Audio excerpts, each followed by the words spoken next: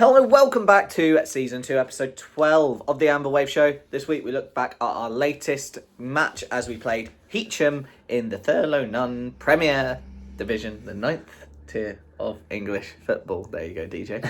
Yep, we have no match highlights from the game today, yesterday, as unfortunately neither DJ Non-League Wonders or Taylor from Game Day attended the match. The only one we do have is the goal, as Ian has sent me the video. Yeah. Thank you, Ian Honeymoon, for sending me the video that we can use.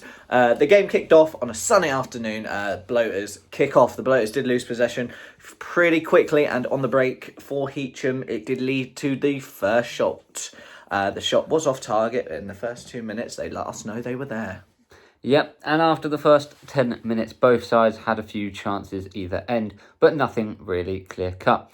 And so, it remained 0-0. However, 3 minutes later, a great bit of play from Heacham saw them have a pretty good shot, which went a whisker wide of the bottom right corner of the post. Yeah, one thing that we found quite clear in the first half, that there was a lot of stuff that was being let go by the referee. It was a very physical game from both sides, but the referee just was not interested in a lot of the softer fouls.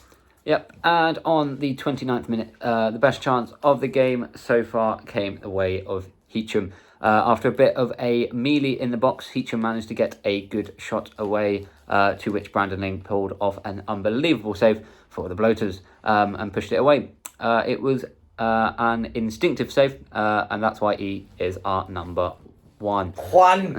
A minute later, after Heacham again came close as a lovely floated cross found the head of an unmarked Heacham player, which their shot again was marginally wide, and Stephen's Valladolid side has gone 1-0 down.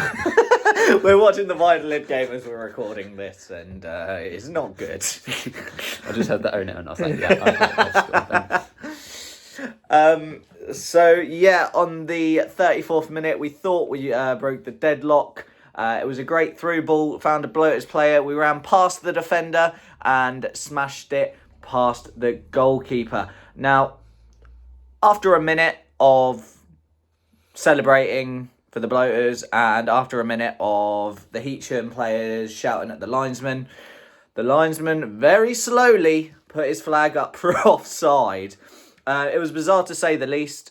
It took that long. Even the Heacham keeper asked the referee if VAR was in action today because of how long it took the lino to raise his flag. But that was all for the first half, and it was 0-0. Yeah, in the 60th minute, Heacham found the goal they were searching for from the first half. It was a mistake from Soares at the back. We believe it was misjudged ball, poor clearance led the way for the Heacham striker to break through, and it was hit really well out of the reach of Brandon Ling. And unfortunately, Heacham pounced on that mistake and they led 1-0. Yeah, and 2 minutes later, Heacham could have made it 2-0 after a few brilliant shots was saved by the king of the goal, Brandon Ling, who was having a really good game. Yeah, a complete flip from the first half, however, though. It's a very physical game with not really many fouls being given. It suddenly felt like we started playing non-contact football. Every small foul was being given, and everyone and their dog the referee wanted to book. It went from brilliant tackle, that is a great 50-50 tackle, it could have been a foul, to look, the blade of grass is too long there, foul. And from the 75th minute onwards, the Bloaters really turned it on, and we were pushing for that equaliser. The goal finally came in the 89th minute after a brilliant free kick found the star boy Jesse Fenn for his first goal of the season with an outstretched leg, smashing it past the Heacham keeper.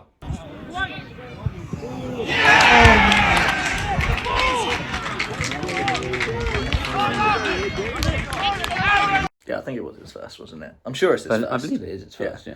Sorry, Jesse, if it's not your first. Unless you've scored in the cup, in which we're thinking of that. And that don't count. Yeah. Sorry, Jesse. In added time, the linesman's flag went up again, and we feel this decision, the less we say about it, the better, because if we speak in the words of Jose Mourinho, we would be in big trouble. And that is how the game finished. 1-1, a good point away from home. So yeah, hopefully we can push on from that. Yeah, 1-1 the result. Heacham didn't play like a side on 0 points. No. They've had to play some very, very, very good sides so far this season. All the top sides they're playing. Now, at the end of the season, there's no way they're finishing in the bottom half, nowhere near.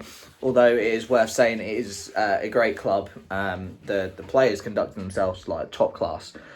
James wasn't there, but so when one of the Heacham players got subbed off, he went obviously the closest exit to the pitch. He walked around us, said, you guys, great support, blah, blah, blah, or you'll do really well this season, and shook our hands and stuff, keeping it exactly the same at the end of the game.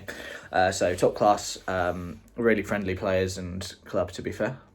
Yeah, and now we look on to our next game, which is in the FA Vase, as Great Yarmouth play host to Eynesbury Rovers.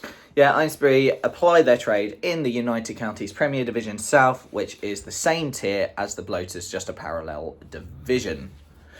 So far this season, Eynesbury have played 8, which goes down as 3 wins, 1 draw, 4 losses. They sit in 10 points and 11th in the league, and they have currently 0 wins out of the last 3 in the league and cup performances.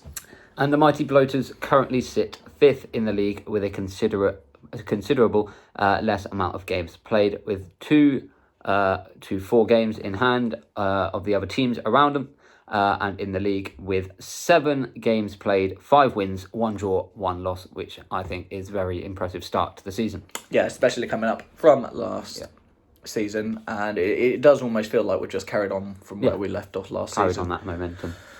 Now, we both got the wrong result and score from last game, so head-to-head points stay the same. Now, looking at the tables for both respective Eynesbury and Yarmouth, and how we've played and whatnot, I think we will win. I know we've got 2 centre-backs injured. Obviously, Deeks is injured. He travelled. He was named on the bench, but he didn't play Saturday. So hopefully he will be fit for this Saturday, as I do feel like we did miss him a lot in the back line there. But I think the Bloaters will prevail. I think we will win by 3 goals to 1. Yeah, I think it'll be a tough game, because I think we'll want a bounce back, because obviously we had that loss at Mulbarton. You got the point at Heacham.